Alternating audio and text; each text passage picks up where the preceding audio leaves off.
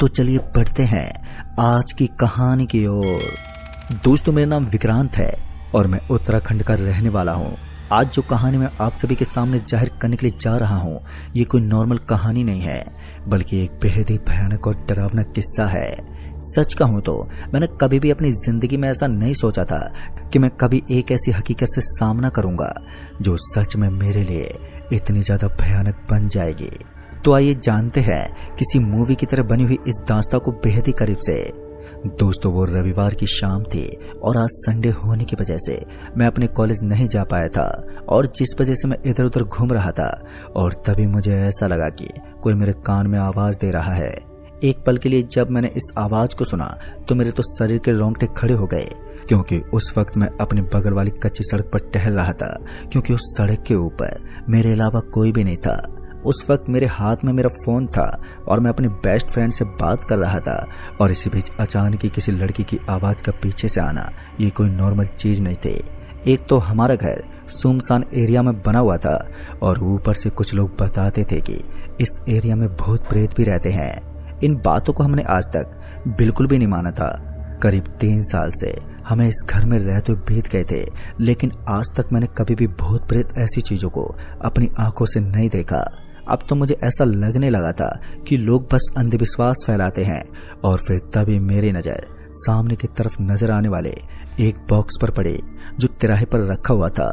तभी मैंने देखा कि इस बॉक्स के अंदर एक मटका रखा हुआ है और उसके अंदर कुछ था। देखने में ऐसा लग रहा था कि उसके अंदर पैसे रखे हुए थे। फिर जैसे मैंने उन पैसों को और करीब से देखा तो मेरी आंखें फटी की फटी रह गईं। और फिर उसके बाद मैंने उस घड़े के अंदर झांकते हुए देखा तो मैंने पाया कि उसके अंदर 500 के नोटों की एक बड़ी सी गड्डी रखी हुई है। पता नहीं क्यों, लेकिन उन्हें देखकर ऐसा लग रहा था जैसे कि किसी ने जादू टोना करने के बहाने किसी ने इसके अंदर रख दिया होगा। मैं समझ गया था कि जरूर किसी साधु ने किसी आदमी को पागल बनाया है और अब मुझे इसका फायदा उठाना चाहिए। अभी मैं मटके की तरफ बढ़ रहा था और मैं उसे उठाने वाला था कि तभी मेरे पीछे से एक आवाज आई और इस आवाज को सुनकर मेरा पैर हिल गया था। जब मैंने पीछे पलटते हुए देखा तो वहां पर मेरे पापा खड़े थे। जैसे मैंने अपने पापा को अपने पीछे देखा तो मेरी सांसें फूलने लगी थी, क्योंकि पापा हमेशा से ही मुझे डराते धमकाते रहते थे। खासकर वो इस तिराहे पर आने से मना करते थे। उनका मानना था कि मुझे यहाँ पर बिल्कुल भी नहीं आना चाहिए, मगर मैं फोन पर बात करते करते बेमतलब में ही यहाँ पर आकर टपक जाता था और इन चीजों पर कुछ ज्यादा ध्यान नहीं दे रहा था। अब जब मैं यहाँ पर पहुंच ही गया था तो मैंने ज्यादा चीजों की परवाह नहीं की और उसके बाद मैं तुरंत ही पलट गया और मैंने पापा से कहा, अरे पापा, आप यहाँ पर क्या कर रहे हो? आप तो ऑफिस गए थे ना? मैंने इतना कहा ही था कि तभी उन्होंने मेरे ऊपर चिल्लाते हुए कहा, अबे गधे, मैं आज ऑफिस कहाँ गया था? आज तो संडे है ना, मैं तो तेरे ननिहाल गया था। और हाँ, तेरी मम्मी अब 4 दिन बाद ही आएगी, इसलिए तू थोड़ा संभल कर रहना, घर से बाहर मत निकलना, वरना तेरी चमड़ी उधेड़ दूंगा। और इस मटके के पास से हट जा, क्या पता कौन सी बला इसके अंदर हमारा वेट कर रही है। पापा की बात सुनकर मैं तुरंत ही वहां से हट गया और उसके बाद पापा के पीछे घर चला गया। लेकिन अब मेरे मन में अभी भी उस मटके के बारे में विचार चल रहे थे कि आखिर उसके अंदर पैसे कौन रख सकता है और ऐसा कैसे मुमकिन है। अभी मैं इतना सोच ही रहा था कि तभी एक बार फिर से मेरे पापा मेरे पास पहुंच गए और बोला, देखो, आज तो तुम उस तिराहे के पास चले गए, लेकिन याद रखना, उसके पास जाने के बाद इंसान कभी भी सुखी नहीं रहता और उसके साथ कुछ अजीब सा होने लगता है। पापा की बात सुनकर मैं थोड़ा डर गया था, लेकिन उसके बाद मैंने कहा, अरे पापा, वहां ऐसा कुछ नहीं होता, मैं बहुत बार वहां पर टहलता रहता हूँ, लेकिन आज से पहले मेरे साथ ऐसा कुछ भी नहीं हुआ। मगर इसके बावजूद भी पापा ने मुझे डांट दिया और मुझे चुप रहने को कहा। लेकिन अब वो मटके वाली बात मेरे दिमाग में चढ़ चुकी थी और एक बात जब कोई बात मेरे दिमाग में घूमने लगती है तो जब तक उसका सलूशन नहीं हो जाता तब तक मुझे उस चीज के बारे में सोचने से कोई नहीं रोक सकता। मैंने एक लंबी सांस ली और उसके बाद मैंने सोचा कि आज रात में जाकर वहां पर पड़े हुए उन पैसों को उठाकर लेकर आऊंगा। हालांकि मुझे पैसे उठाने की कोई भूख नहीं थी, लेकिन बस मन में एक बात जग गई थी। मुझे तो भूत प्रेत के बारे में पता लगाना था कि वास्तव में हमारी धरती पर भूत प्रेत होते भी या नहीं। इस बात का पता लगाने के लिए मैं किसी भी हद तक जाने को तैयार था। लेकिन अब जब मेरे दिमाग ने ये बात सोच ही ली थी तो मैं भी अपने आप को पीछे नहीं धकेल सकता था। उसके बाद मैंने अपने एक दोस्त से कांटेक्ट किया और उससे इसके बारे में बात करने लगा। जब उसे पता चला कि उस मटके के अंदर पैसे रखे हुए हैं और वो भी ढेर सारे, तो उसने कहा, अबे साले तू क्या कर रहा है, अभी उन पैसों को उठाकर लाना, हम सब पार्टी करने के लिए बाहर चलते हैं। उसकी बात सुनकर मैं उस पर गुस्से से भड़कते बोला, अबे यार मेरा बाप आ गया तो। मेरी इतनी सी बात सुनने के बाद मेरे दोस्त को भी तसल्ली मिल गई और उसके बाद मैंने उसे बता दिया कि हम आज रात को यहीं पर मेरे घर पर रुकने वाले हैं, तो तू जल्दी आ जाना। वैसे भी मेरे पापा मेरे दोस्त के घर आने पर मुझे कुछ बोलते नहीं थे, उल्टा वो तो खुश होते थे कि आज मेरे दोस्त उनके घर आए थे और वो खुशी खुशी उनके साथ काफ़ी ज़्यादा बातचीत करते थे। तो अब हमें इंतज़ार था तो मेरे दोस्त के अपने घर पर आने का। वैसे भी मुझे पता था कि मेरे पापा इसके लिए मुझे कुछ टोकने वाले नहीं थे। रात के करीबन 9 बजे के आसपास मेरा दोस्त नीरज मेरे घर पहुंचा। तब तक मैं तैयार भी हो चुका था और मेरे जहन में थोड़ा डर बैठा हुआ था कि कुछ गलत ना हो जाए, क्योंकि आज से पहले मैंने कभी भी इस तरह का कोई कदम भी नहीं उठाया था। लेकिन मन में एक अजीब सा डर बैठा हुआ था और कुछ देर के बाद मेरा दोस्त भी मेरे घर पर पहुंच गया और अब तक काफी अंधेरा भी हो चुका था। इन दिनों अंधेरी रात छाई हुई थी तो पता नहीं चलता कि कौन सी चीज किस जगह पर रखी हुई है। जब घर से लाइट चली जाती थी तो आसपास का माहौल बहुत ही ज्यादा सुनसान हो जाता था और अब आगे क्या होने वाला था, क्या हम इस मटके को उठाकर अपने आप को सही सलामत बचा पाते या फिर कुछ और ही ट्विस्ट होने वाला था, ये तो भगवान ही जानता था। फिर जैसे तैसे हम दोनों दोस्त वहां पर जाने के लिए तैयार हुए, लेकिन इसी बीच मेरे पापा घर पर पहुंच गए। दरअसल पापा गांव के कुछ लोगों के साथ बाहर बैठने के लिए गए थे और वो हमेशा इसी समय पर घर आते थे और उसके बाद लेट जाते थे। पापा के घर आते ही मेरी सांस में सांस आई और फिर उसके बाद हम दोनों मेरे पापा के सोने का अब इंतजार करने लगे। फिर कुछ देर बीत जाने के बाद भी पापा सो नहीं रहे थे और वो सोफे पर बैठे बैठे फोन चला रहे थे और अब मुझे समझ में नहीं आ रहा था कि आज पापा को क्या हो गया है। वो इतनी रात को तो सो जाते थे और इसी बीच सोफे पर ही उनकी आंखें कब लग गई मुझे पता ही नहीं चला।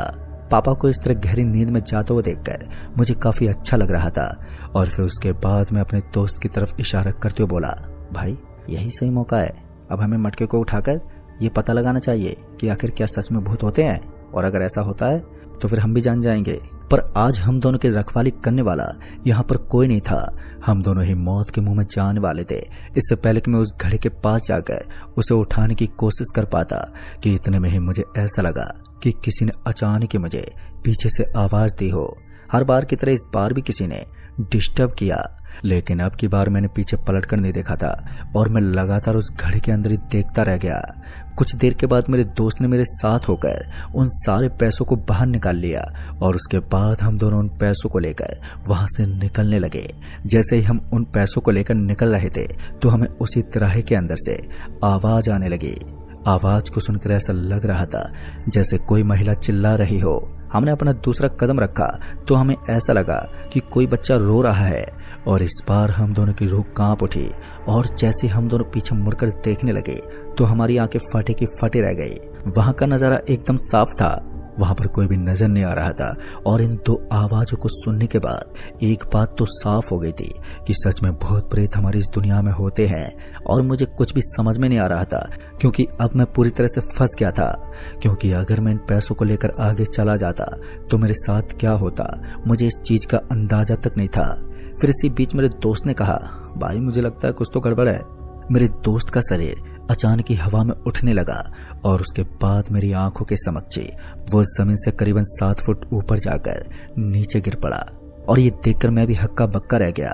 मुझे कुछ भी समझ में नहीं आया क्योंकि अब मैं पूरी तरह से जान गया था कि यहाँ पर किसी ऊपरी शक्ति का साया है और अब मुझे भी कोई नहीं बचा सकता। फिर मैंने वापस उन पैसों को उसी घड़े के अंदर रख दिया और उसके बाद वहां से भागने लगा। लेकिन जैसे हम दोनों वहां से भागने की कोशिश कर रहे थे तो अचानक मुझे अपनी जेब में उन्हीं पैसों के होने का एहसास हो रहा था और जब मैंने अपनी जेब में हाथ डाला तो मुझे महसूस हुआ कि ये तो वही पैसे थे जो मैंने वापस से उस मटके के अंदर रखे थे। सच कहूं तो उस वक्त मुझे कुछ भी समझ में नहीं आ रहा था कि मैं करूं तो करूं क्या। मेरा दिमाग खराब होता जा रहा था और फिर मैंने अपने दोस्त की तरफ देखा तो वो भी बहुत ही बुरी तरह से कांप रहा था। मेरे दोस्त के पास इस समस्या का कोई सॉल्यूशन नहीं था, वो भी मेरी तरफ एक उम्मीद भरी नजर से देखता जा रहा था, लेकिन इधर मेरे पास भी इन चीजों से निपटने का कोई हथियार नहीं था। मुझे तो लग रहा था कि हम दोनों बहुत ही बुरी तरह से फंस गए हैं और अब हम दोनों कभी नहीं बच पाएंगे, क्योंकि जो इंसान जादू टोने की चीज के साथ छेड़खानी करता है वो कभी भी सुखी नहीं रहता। और इसी बीच मुझे अपने घर की तरफ से आवाज आने लगी। मेरा घर वहां से ज्यादा दूरी पर नहीं था और जैसे मैंने उस तरफ देखा तो मैं जल्दी से वहां से भागा और फिर उसके बाद घर की ओर जाने लगा, लेकिन वहां कोई था जो हमें उस तरह से दूर नहीं जाने देना चाहता था। जैसे ही मैं और मेरा दोस्त हम अपने घर की तरफ भागने लगे तो फिर अचानक वहां पर तेज आंधी आने लगी। ताज्जुब की बात तो ये थी कि उस आंधी का आगमन उस तिराहे पर हुआ था और हम दोनों उस भयंकर आंधी के सामने घुटने टेक चुके थे और हम दोनों फिर से वापस से वहीं पर बैठ गए। और तभी किसी के जूते पटकने की एक आवाज आई।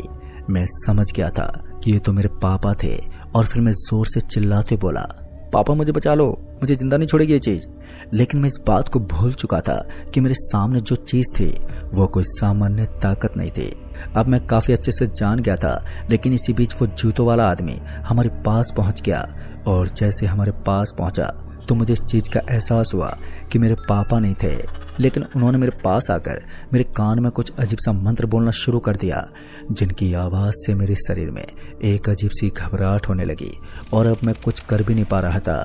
मेरा पूरा शरीर किसी बर्फ की सिल्ली की तरह जम गया था और मेरे दोस्त के साथ भी कुछ ऐसा ही हो रहा था। वो चाहकर भी अपने शरीर को हिला नहीं पा रहा था। फिर कुछ देर तक मैं और मेरा दोस्त एक ही जगह पर स्थिर खड़े रहे और अब हम दोनों एक जगह से हिलना बंद कर चुके थे। हम दोनों की हालत काफी ज्यादा खराब हो चुकी थी और हम दोनों अब कुछ भी नहीं कर पा रहे थे। और इसी बीच मेरे दोस्त ने एकदम से एक दर्दनाक चीख निकाल दी और उसकी आवाज सुनते ही मैं भी उसकी ओर देखने लगा, लेकिन दूसरे ही पल मेरे मुंह से भी एक भयानक चीख निकल गई, क्योंकि अब मेरे शरीर में धीरे धीरे अजीब सी जकड़न होने के साथ साथ तेज जलन होने लगी थी।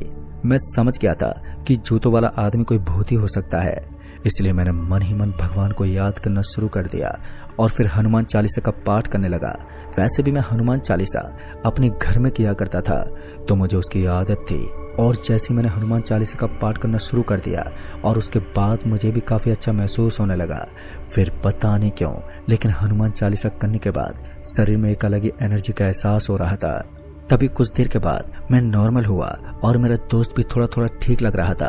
उसके बाद हम दोनों दुम दबाकर वहां से भागने लगे और हम तब तक नहीं रुके जब तक हम अपने गांव में हनुमान जी के मंदिर में नहीं आ गए। वहां पर एक पुजारी बाबा बैठे थे तो उन्होंने हमें पूरी बात बताई। उन्होंने इतनी बात सुनकर उन्होंने कहा, समस्या बहुत बड़ी गंभीर है, लेकिन आज रात के लिए तुम भगवान हनुमान जी की मूर्ति के आगे 108 बार फेरी लगा दो, उसके बाद तुम्हारे सारे दुख दर्द दूर हो जाएंगे।